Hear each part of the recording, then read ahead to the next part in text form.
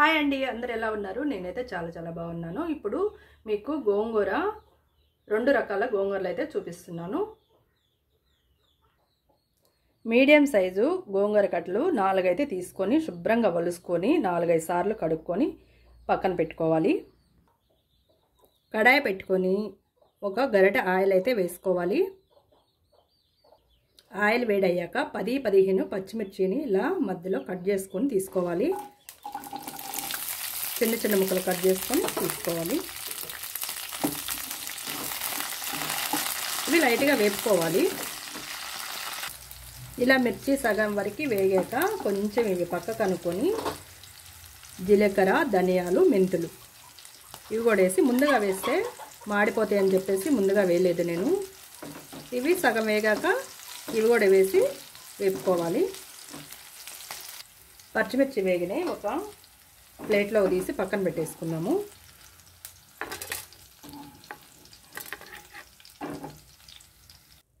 అదే కడాయిలో మనం కడిగి పెట్టుకున్న గోంగూర వేసుకోవాలి. ఆయిల్ ఉంది అందులో, అందుకోసం అంత ఆయిల్ వేయలేదు.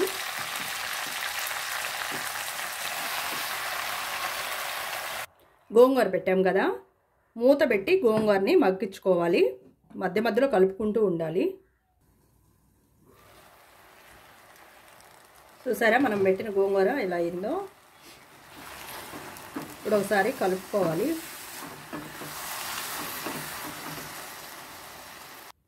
గోంగూర అయితే ఇక్కడ మనకి మెత్తగా ఉడికిపోయింది కదా. ఇప్పుడు స్టవ్ బంద్ చేసుకొని పూర్తిగా చల్లారనివ్వాలి. ఈ టమాటాలు గోంగూరలోనే వేయాలండి నేను, కానీ మర్చిపోయాను. గోంగూరలోనే వేసి ఉడికిచ్చేసుకోవాలి, కానీ నాకు గుర్తులేదు, మర్చిపోయాను. పక్కన పెట్టేసుకొని మర్చిపోయాను. ఇప్పుడు ఇవి ఉడికించుకోవాలి. టమాటాలను కూడా ఉడికించుకోవాలి. టమాటాలను కూడా ఇలా నీరు లేకుండా ఉడికించేసుకున్నాను. ఇప్పుడు ఉడికించిన వాటినన్నింటినీ గ్రైండ్ చేసుకుందాము. ముందుగా పచ్చిమిర్చిని వేసుకోవాలి.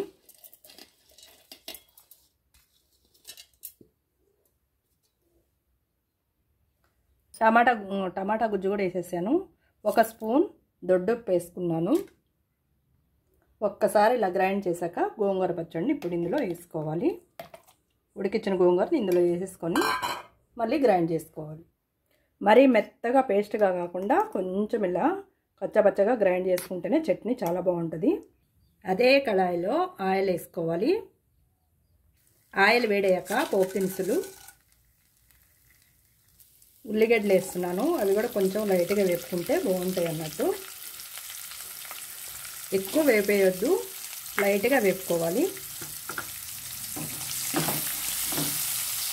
2 రెమ్మల కరివేపాకు, ఇంగువ పౌడర్ వేస్తున్నాను.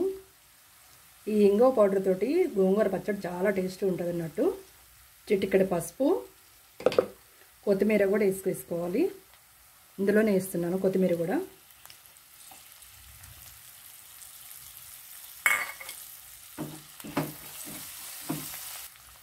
ముందుగా మనం గ్రైండ్ చేసుకున్న గోంగూర పచ్చడిని అయితే వేసేస్తున్నాను.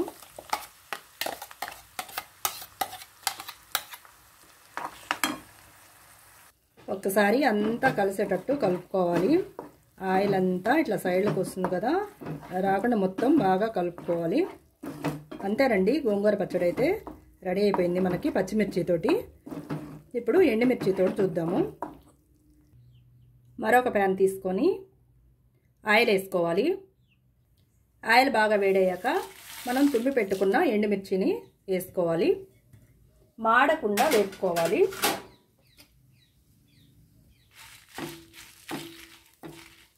మిర్చి సగం వేగాక ధనియాలు, జీలకర్ర, మెంతులు వేసి వేపుకోవాలి.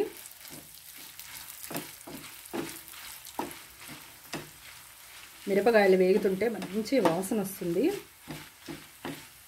మిర్చి అయితే వేగిపోయినాయి, తీసి పక్కన పెట్టుకుందాము. పూర్తిగా చల్లారనివ్వాలి మిర్చిని. మనము ఫస్ట్ ఉడికించుకున్న కడాయిలో మళ్ళీ ఇప్పుడు ఆయిల్ వేసుకోవాలి.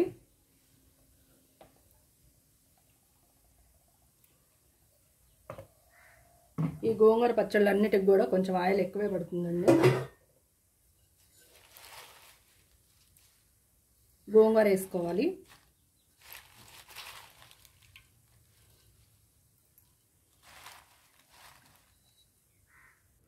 ముందు మూత పెట్టి ఎలా మగ్గించుకున్నాము గోంగూర సేమ్ ఇప్పుడు అలాగే మళ్ళీ మూత పెట్టి గోంగూరని అయితే మగ్గించుకోవాలి.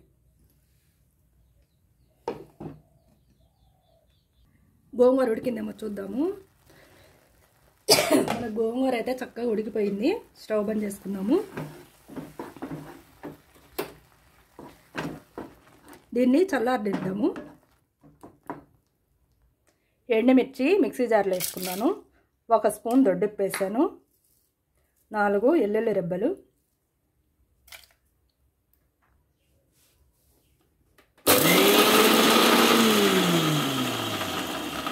గ్రైండ్ చేసుకున్నాం కదా ఎండుమిర్చిని. ఇప్పుడు ఉడికించిన గోంగూరను కూడా ఇందులో వేసేసుకుందాము. చూసారు కదా గోంగూర అయితే మనకి గ్రైండ్ చేసేసుకున్నాం కదా. అదే ప్యాన్లో ఆయిల్ వేస్తున్నాను పోపు కోసం అని చెప్పేసి. పోపు పెట్టుకోవాలి. ఆయిల్ వేడాక పోపు దినుసులు వేసుకోవాలి.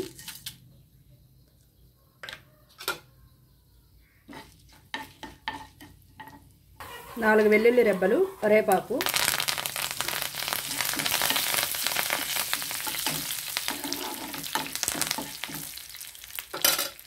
స్టవ్ బంద్ చేసేసుకోవాలి. చిటికెడు పసుపు, ఇంగువ పౌడర్, గోంగూర వేసుకొని కలుపుకోవాలి.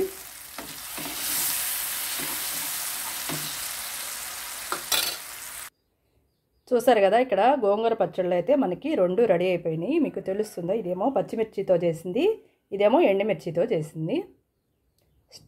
టేస్ట్ ఎలా ఉందో తిని చూసి చెప్తాను. వేడి వేడి రైసు, మూత కూడా రావట్లేదు, గట్టిగా పట్టేసింది.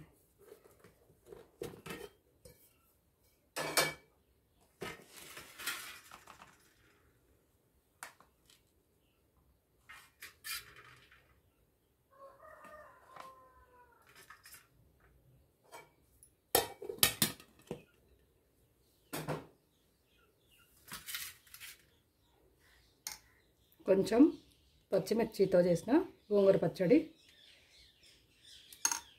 కొంచెం ఎండుమిర్చితో చేసిన గోంగూర పచ్చడి 2 అయితే వేసుకున్నాను. అలాగే నెయ్యి, ఇంట్లో చేసిన నెయ్యి వేసుకుంటున్నాను.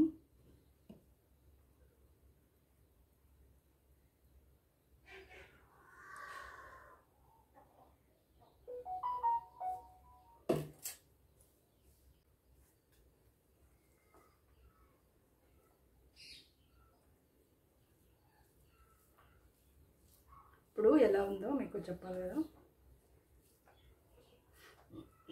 వేడి వేడి అన్నంలో గోంగూర పచ్చడి వేసుకొని నెయ్యి వేసుకొని తింటే చాలా అంటే చాలా బాగుంటుంది.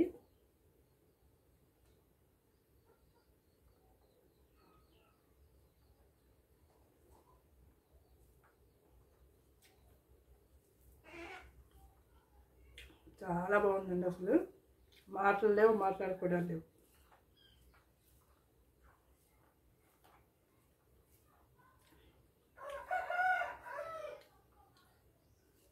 మీలో గోంగూర పచ్చడి అంటే ఎంతమందికి ఇష్టమో, ఎంతమందికి ఇష్టం లేదో కామెంట్స్లో అయితే నాకైతే తప్పకుండా తెలియజేయండి.